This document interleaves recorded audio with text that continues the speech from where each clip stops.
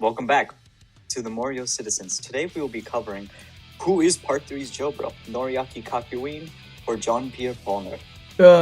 Noriak, Teranaki, Noriak. How do you say his goddamn name? I'm sorry. AK. Listen. Noriaki is not a nori cookie. We already established that, he's a donut.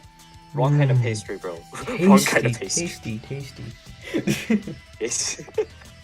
But anyways, yeah. To start off, Kakyoin. I gotta admit something, bro.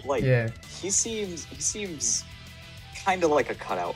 Exactly, like a cardboard cutout, like Jotaro and What? That's not my Gatorade. No. Cut. Yeah. As we continue.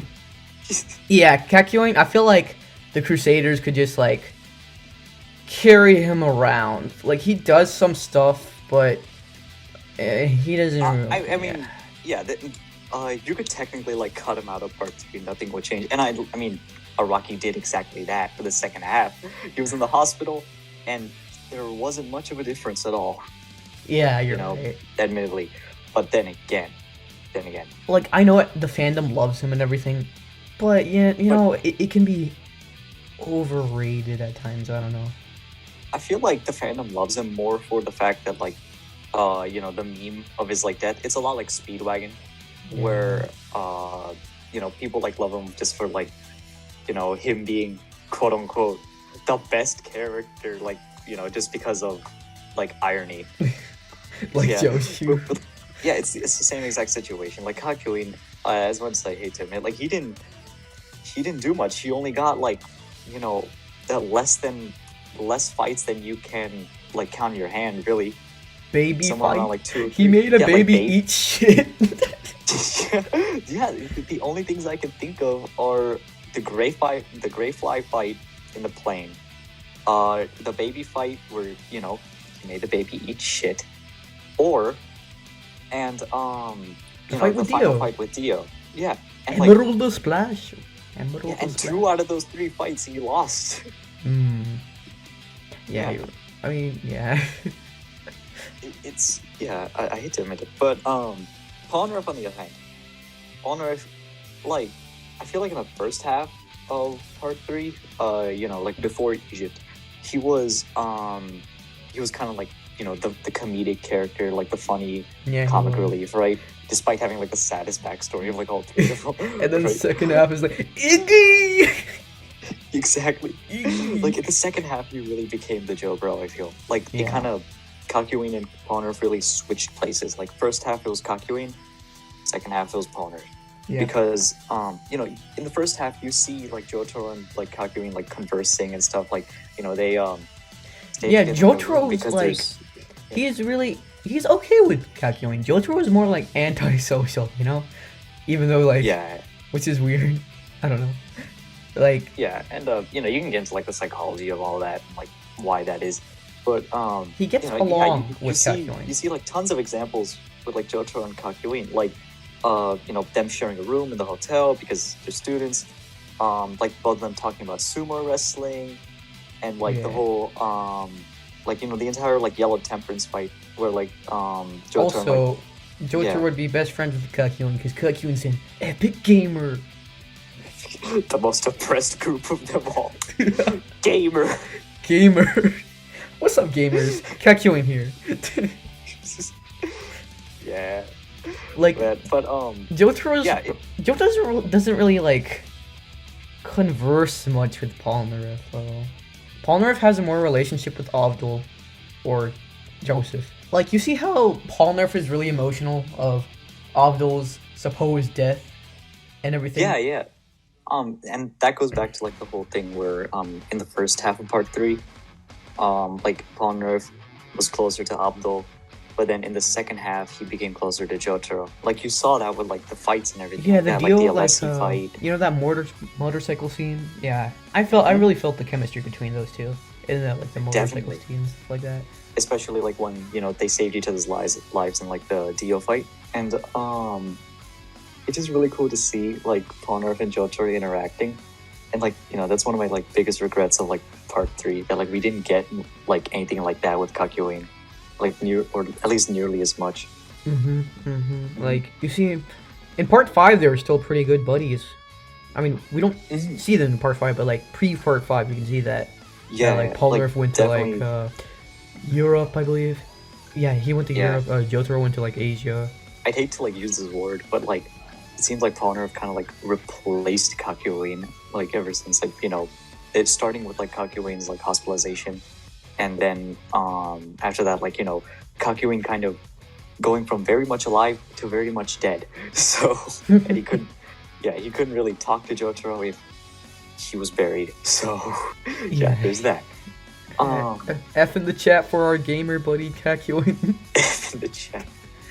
But yeah, Okay. alright, so say, AK, Yeah. in a fight though between Kakyoin and Polnareff, who would win? Dude, I feel like both of their stands are underrated. Like, part 3 stands get like, they don't get much attention. They don't get much recognition. Like, I think that's part of the fact that the part 3 stands were like really simplistic. Like it was the first part with stands, and like when you compare it to like, you know, let's say part 5 or even part 4 for that matter, like the powers are very, very like kind of just like straightforward. Like you have, like, compare Magician's Red, whose ability is to control fire, and compare that to like I don't know, Purple Haze, where like, you know, it's like this whole like system of like viruses and all that.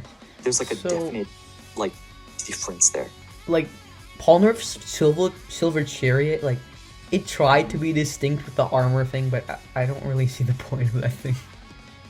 Yeah, like it was shown like once really, and like you know, I really wish like we got to see more of that, because like that would have been like so useful in like the Vanilla Ice fight, or like you know, like every fight for that matter, really.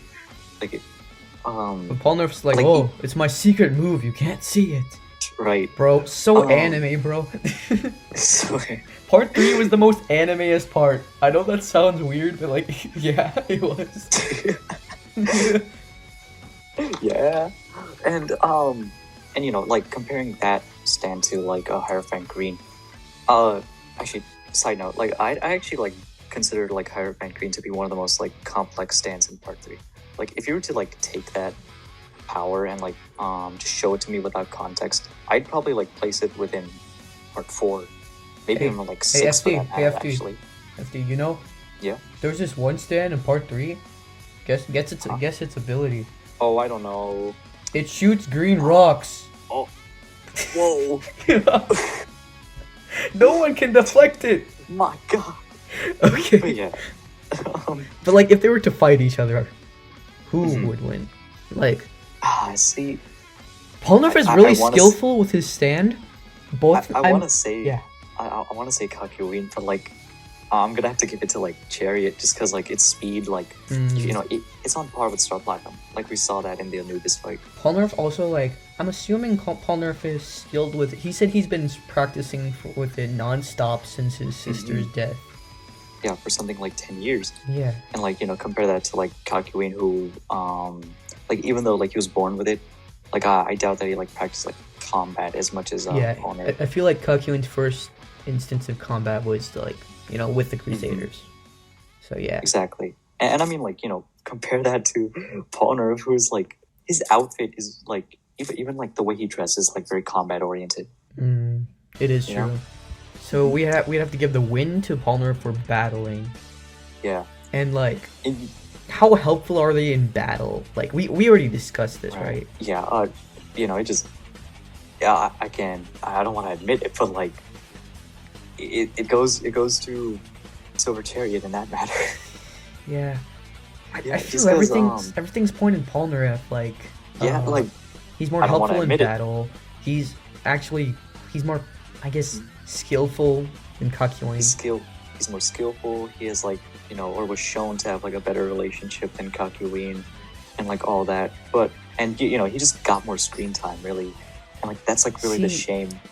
Yeah, so we'd have to give it to Polnareff, since if we've seen more screen time for Kakyoin, then maybe our mind could be changed. But for now, I'd say Polnareff. Also, Yeah. Part 5, Polnareff is a turtle. I had to say that. Him Bro. and Johnny are like wheelchair bros. sorry. See, like that's the thing. Like I gotta admit, and you know, I'm sure like you can see this too, but like the writing in JoJo, like you know, it's improved greatly. It definitely has. But like in the early parts, like it just wasn't like that like good, you know. It definitely improved over time, and like you know, just like the art style, it like developed, it got better and stuff. Like when you compare the character writing in like part 5, which like you know everybody was a main cast member, we got development for everybody, and when you compare that to part 3, where it was really only like Polnareff had the most Jotaro character development in part 3. Yeah, that's I mean, you know, there's a reason why he's called the main character of part 3 as a joke, you know, like even though it's a meme, it has merit. I know some of the characters in part 3 can be considered bland compared to the others. Like, and you know, that's just a shame of it. But well, that about wraps it up. Yeah. We'll see you guys in the next video.